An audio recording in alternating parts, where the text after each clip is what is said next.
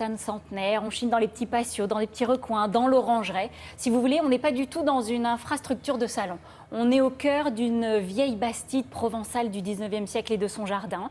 Alors au 19e, elle appartenait à une comtesse, à la comtesse de Villeneuve. Et aujourd'hui, eh bien, cette bastide appartient à Michel Alongue, l'organisateur du salon. Et du coup, eh bien, 4 fois par an, on peut redécouvrir cet endroit qui au 19e était un endroit un peu caché. Il était complètement impénétrable. Voilà, c'était quelque chose de secret. Donc voilà, en termes de marchandises, on y trouve de tout. Il y a toutes les spécialités.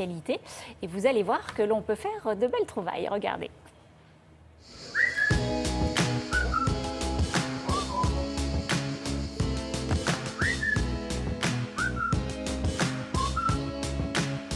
Alors Pino, vous êtes un antiquaire italien. Quelle est votre spécialité? Je fais exactement ce qui me plaît, qu'ils soient antiques, modernes.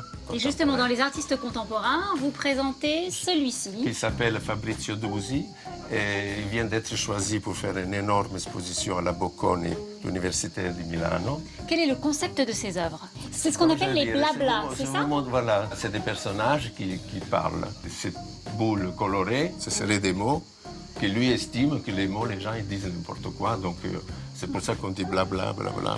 Il fait de la céramique, il fait des tableaux. Il fait des tableaux. Ça c'est très joli, c'est un paravent. C'est un paravent, voilà, avec un couple, probablement ici. Ils font beaucoup de blabla.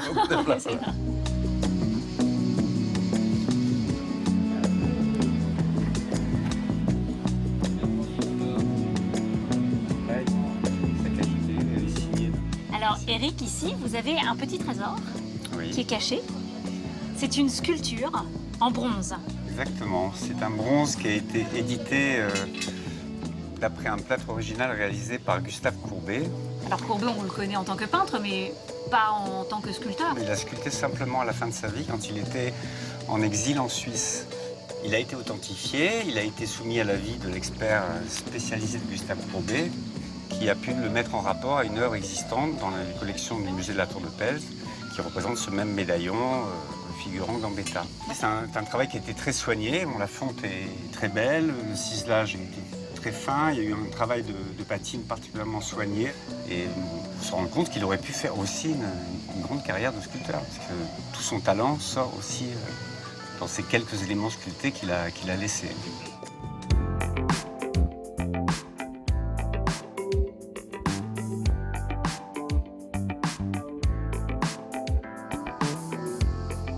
Raphaël, ici, il n'y a que des jolies poteries du Midi. Celle-ci, par exemple, c'est une pièce assez rare. C'était ce qu'on appelle une cargotière. Ça servait à faire jeûner les escargots pendant une dizaine ou 15 jours.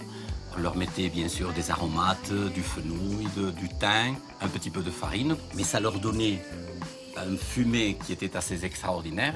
Et puis, ici, c'est ce qu'on appelle un pichet de barque. C'était uniquement utilisé par les pêcheurs côtiers pour avoir une réserve d'eau pendant la journée de pêche pour pouvoir boire effectivement à la régalade. Elle a une forme pyramidale pour avoir une bonne assise sur le bateau de pêche et c'est une pièce qui aujourd'hui est peut-être la pièce la plus rare dans tout le Midi méditerranéen. Faut pas que je la casse. Non, surtout pas. Je la repose alors.